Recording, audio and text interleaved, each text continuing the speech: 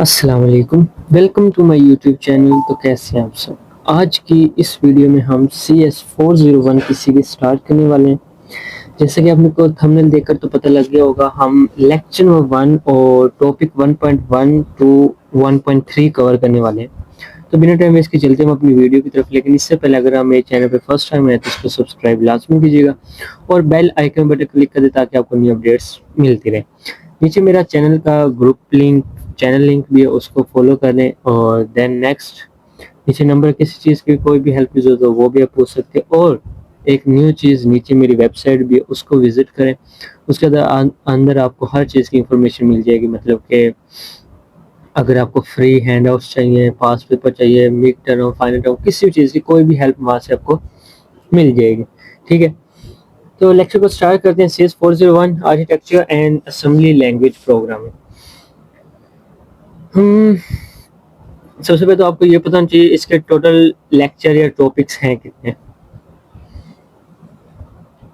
इसका वैसे तो जो है ना, टोटल है 17 ये आप देख सकते हैं। टोटल यानी कि 17 है, बट मैं लेक्चर 1 में कुछ टॉपिक कवर करवाया करूंगा और मैं टोटल लेक्चर 45 ही बनाऊंगा। ठीक है, वैसे 17 मिनिमम 9 इसके मिड में आ जाएंगे, बाकी फाइनल में आ जाया करेंगे। ठीक है, तो स्टार्ट करते हैं। Introduction to assembly language. सबसे पहले इसको इंट्रोडक्शन करते हैं। इंट्रोडक्शन में मैं आपको ये बता देता हूँ कि एक कंप्यूटर सिस्टम के अंदर कंप्रेसेस ऑफ प्रोसेसर, मेमोरी और आईओ डिवाइसेस को यूज करना, इसको हम कहते हैं। ठीक है, अब असेंबली लैंग्वेज, प्रोसेसर, हम जो भी काम करते हैं, अब मैं आपको लैपटॉप के जरिए पढ़ा रहा हूँ। तो लैपटॉप मतलब कि जो इसके अंदर प्रोसेस है, इसके अंदर डिस्क वगैरह, ये वो हर चीज़ जो इसको प्रोसेस कर रही है मुझे, मतलब अब एक रिकॉर्डर है, इसको चार्ज पे लगाया हुआ है, मैं बोल रहा हूँ, स्क्रीन ऑन है, जो जो चीज़ें में जो इसके अंदर चल रहा है वो प्रोसेसर, एक प्रोसेस के जरिए। सबसे पहले मैंने इसको ऑन किया, ऑन करके मैंने पीडीएफ ऑन किया, फिर मैंने साथ ही स्क्रीन रिकॉर्डर ऑन किया, फिर मैंने आपको स्क्रीन रिकॉर्ड बना के स्टार्ट किया, एक प्रोसेस किया। मेमोरी, अब इसके बाद ये वीडियो मैंने सेव भी करनी है, सेव जो करनी है वो हमारे पास मेमोरी कहलाती है। एंड आईओ, इनपुट और आउटपुट डिवाइसेस। इनपुट, अभी मैंने इसके साथ माउस लगाया, मैं आपको वीडियो बना रहा हूँ, माउस इनपुट, इसके अंदर मैंने इनपुट किया। आउटपुट, अगर मैंने अभी ये वीडियो एडिट करनी है तो मैं इसको मोबाइल में, मतलब कि डाटा केबल के जरिए मोबाइल में लूंगा, आउटपुट लूंगा, इससे आउटपुट लूंगा। इनपुट यानी कि इसके जरिए इनपुट, इसके जरिए जैसे मैं कीबोर्ड लगा के इसके अंदर कुछ चीजें टाइप करूँ कीबोर्ड से, वो इनपुट होगा। ठीक है, समझ लग गई। इनपुट आउटपुट की भी समझ लग गई होगी, प्रोसेसर और मेमोरी की भी समझ लग गई होगी। ठीक है, प्रोसेस जो प्रोसेस करता है।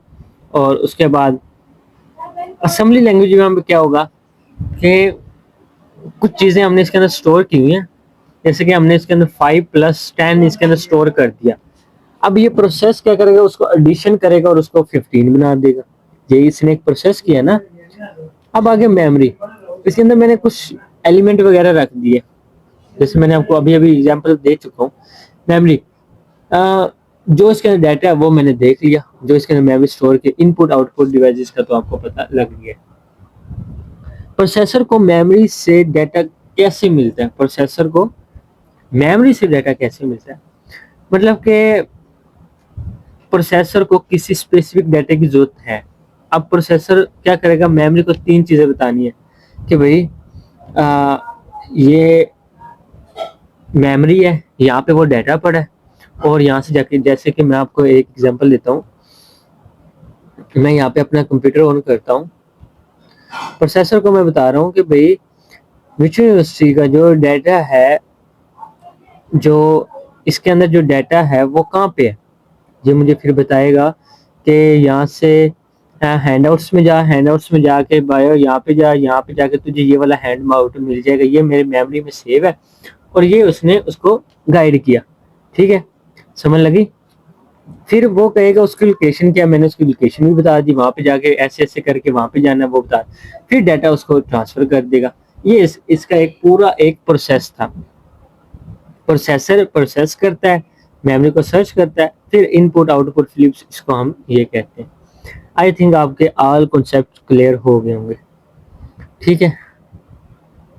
इसके बाद हमारे पास एक इसके अंदर है ना एक एग्जांपल आ जाती है कि इसके अंदर बसेस क्या होती है। बस यहाँ पे ऊपर है, इसके अंदर बस क्या होती है।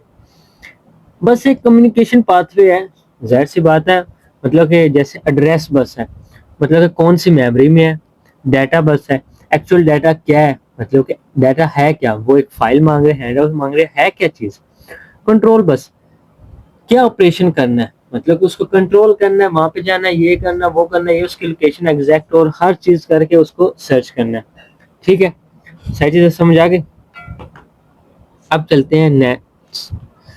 इसमें एक एग्जांपल दी गई है यहाँ पे, 2000 सेल मेमोरी है बस यहाँ पे, मतलब कि एग्जांपल जैसे इन्होंने यहाँ पे एक एग्जांपल में वैसे पढ़ता नहीं हूँ, आपको दे देता हूँ कि ये इसको कहता है कि जाओ भाई लाइब्रेरी में जाओ और वहां पे जाके कुछ मतलब फलाने बॉक्स में ना फलानी मतलब कुछ बुक है, उस बुक का नाम उसको बता दिया। अब वो जाएगा उस बुक को ले आएगा। अगर वो उसको कहता जाओ लाइब्रेरी से वो बुक ले आओ, क्या वो ला पाता। ये होता है असेंबली लैंग्वेज। असेंबली लैंग्वेज उसको आसान बना के बताना कि भाई इतने सेल साइज है उसका, इतना ये और जाके वो चीज लेकर आ। आई समझ।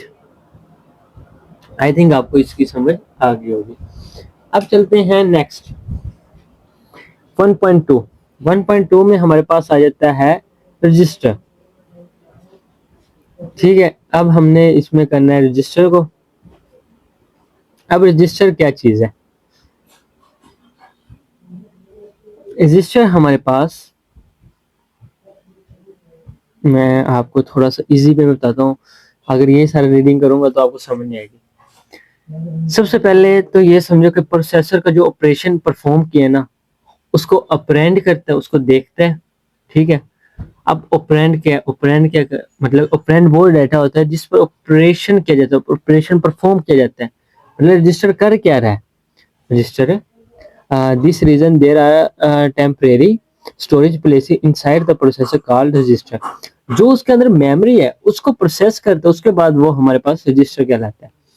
फॉर एग्जाम्पल हमने उसको कहा हमारे अंदर डाटा है 5+10, उसने कहा भाई जो 5 है वो ऑपरेंड है, 10 ऑपरेंड है, और जो ऑपरेशन किया उसने उसको प्लस किया और रिजल्ट हमारे पास 15 आ गया, ठीक है। समझ आई।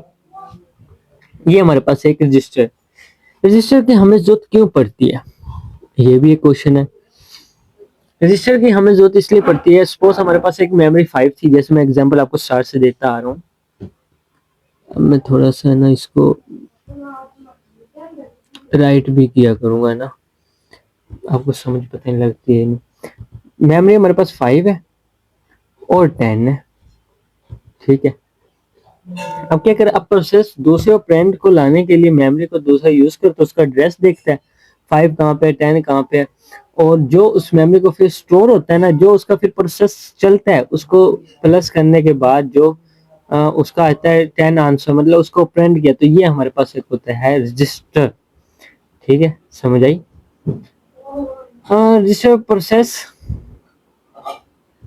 Register process like a stretch pad ram inside the process. Register process के अंदर जो स्ट्रेच पैड होता है वो क्या होता है, मतलब कि एक एग्जांपल, बुक बहुत अच्छी एनालॉग देती है। Register are like stretch pad, मतलब कि यानी रजिस्टर को प्रोसेस की छोटी सी टेम्परेरी स्टोरेज समझाओ, उसको छोटी सी, मतलब कि बहुत ज्यादा सेल्स हैं, कंपैरेटिव लार्ज है प्रोसेसर का बाहर, या उसका डाटा स्टोर करती है, ये सारी चीजें। अब रजिस्टर इन सब पे काम करती है, मतलब कि नंबर क्या है, प्रोसेस क्या करना है, कहाँ पे जाना है, और कौन से नंबर है, 5+10 है, इनको प्लस करना है, लाइक इस तरह ये सारी चीजें, ठीक है। आई थिंक आपको इसकी भी समझ लग गई है, ठीक है। एक्यूमुलेटर, अब हम बात करते हैं एक्यूमुलेटर। एक्यूमुलेटर हमारे पास क्या होता है। एक्यूमुलेटर अगर आपको एक इजी वे में मैं आपको बताऊं तो एक्यूमुलेटर एक ऐसा प्रोसेस है कि एक सेंट्रल रजिस्टर होता है। ट्रेडिशनल मैथमेटिकल या लॉजिकल ऑपरेशन एक्यूमुलेटर पर परफॉर्म किए जाते हैं। सेंट्रल रजिस्टर के हर प्रोसेस को अकोमुलेटर ट्रेडिशनल या ऑल मैथमेटिक्स और लॉजिकल ऑपरेशन जो परफॉर्म करता है उसको कहते हैं। एक इसका इंपॉर्टेंट एमसीक्यू भी बनता है कि 32 bite processor has accumulator 32 bite.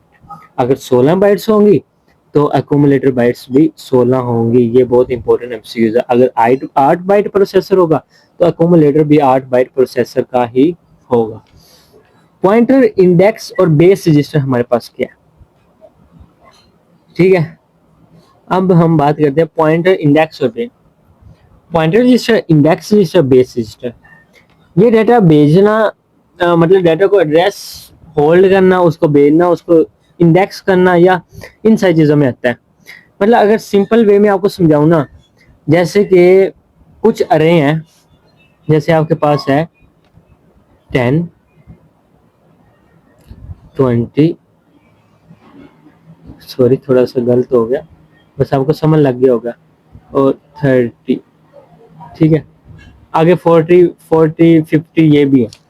अब एक अरे है, फर्स्ट अरे आप एड्रेस दे दो, उसको 10 है, सेकंड एड्रेस 20 है, थर्ड एड्रेस 30 है, ठीक है। इंडेक्स रजिस्टर करंट एलिमेंट का एड्रेस को होल्ड करके रखता है, ठीक है, इसको हम कहते हैं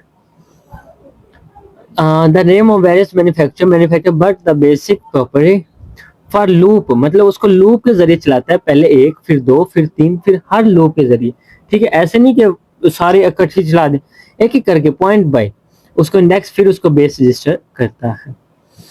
उसके बाद हमारे पास आ गया flag register, program status word. ये हमारे पास क्या होते हैं, ये एक स्पेशल रजिस्टर होता है, इसको है ना नेम से रेफर किया जा सकता है, मतलब फ्लैग रजिस्टर या प्रोग्राम स्टेटस वर्ड। ये अकोमुलेटर जैसे होता है ना 8, 16, 32 बाइट्स भी हो सकता है, लेकिन इंपॉर्टेंट डिफरेंस ये है कि अकोमुलेटर इसके बाइट्स कलेक्टिवली एक वैल्यू रिप्रेजेंट करता है और फ्लैग रजिस्टर इसके इंडिविजुअल बाइट्स को डिफरेंट मीनिंग होता है। अब इसी में हमारे पास आ जाता है इसका कैरी फ्लैग। ये कैरी फ्लैग करता है, मतलब कि 16 बाइट है, तो अगर 16 बाइट है तो उसके अंदर एक ऐड कर, if 16 bite added, 16 bite accumulator, उसके अंदर एक बाइट ऐड करिए तो रिजल्ट हमारे पास 17 बाइट आएगी। 17 बाइट्स और 17 प्रोसेस होगा उसका, ठीक है। जैसे मैंने आपको बताया था, ये एमसीक्यूज भी इंपॉर्टेंट आ सकते हैं, ठीक हो गया। Program counter and instruction point. Instruction point program जो भी उस प्रोग्राम को काउंट करता है, जैसे हमारे पास मैंने आपको बताया 5, 10, ठीक है, जो प्रोग्राम है उसको काउंट करता है, मतलब इसकी कितनी बाइट्स हैं। अब उसको इंस्ट्रक्शन पॉइंट, इंस्ट्रक्शन उसको इंस्ट्रक्शन कर रहा है, उसको बता रहा है कि अब इसके अंदर हमने इसको ऐड करना है, या फिर हमने इसको सब्सट्रैक्ट करना है, या फिर हमने इसको मल्टीप्लिकेशन करना है, सॉरी यहाँ पे गलत हो गए, या फिर हमने इसको शिफ्ट करना है, क्या करना है, ये सारे इंस्ट्रक्शन का काम है। जैसे यहाँ पे आप देख सकते हैं ये वाला उन्होंने बताया था, process of 1 to 2 and instruction this number of has added, उसको ऐड करना या फिर सब्सट्रैक्ट करना, ये सारे नंबर है, ठीक है। ओप कोड क्या होता है, ओप कोड क्या होता है, ओप कोड भी इसके अंदर इंपॉर्टेंट है। ओप कोड हमारे पास मतलब जैसे हम लिखते हैं कोई भी चीज को ऐड करना, मतलब कि लेकिन प्रोसेस क्या करता है, उसको ऐड करता है या उसको सब्सट्रैक्ट कर देना। जैसे 152 है, ऐड करना है इसके अंदर या कोई इसके अंदर चीज सब्सट्रैक्ट कर देना, इसको हम कहते हैं इंस्ट्रक्शन ग्रुप। यही चीज है उसको मतलब कि एक ये पॉइंट है और एक ये पॉइंट है। अब एक जो प्रोसेस हो रहा है ना, इसको इसके जरिए स्टोर कर रहे हैं यहाँ पे, या इसको हम लोड कर रहे हैं यहाँ पे लोड कर रहे हैं, या इसको हम सेंड कर रहे हैं, या इसको हम ऐड कर रहे हैं, इंस्ट्रक्शन ग्रुप, ठीक है। उसके बाद आ गया डाटा मैनेजमेंट इंस्ट्रक्शन, मतलब कि हम उस रजिस्टर की मेमोरी के अंदर क्या कर रहे हैं, AX को मूव कर रहे हैं BX के अंदर, उसको लोड कर रहे हैं, उसको एंड कर रहे हैं, उसको ऐड कर रहे हैं, ये सारी चीजें इसके अंदर आ गई, ठीक है, समझ लग गई ये सारा। फिर प्रोग्राम कंट्रोल, प्रोग्राम कंट्रोल में हमारे पास ये आ जाता है कि कौन कौन सी इंस्ट्रक्शन है, ठीक है, कि CMP, ठीक है, जोन, मतलब कि उसके अंदर क्या चीज आप कर रहे हैं, ऐड कर रहे हैं, कंप्लीट कर रहे हैं, क्या प्रोसेस उसके अंदर कर रहे हैं, जो प्रोसेस भी उसके अंदर कर रहे हैं वो सारा उसके अंदर बताया गया। ठीक है। अब हमारे पास है, इसके बाद हमारे पास जो नेक्स्ट है, इसके अंदर ऐड करना, सब्सट्रैक्ट करना, मल्टीप्लिकेशन करना या कोई भी चीज करना। ठीक है।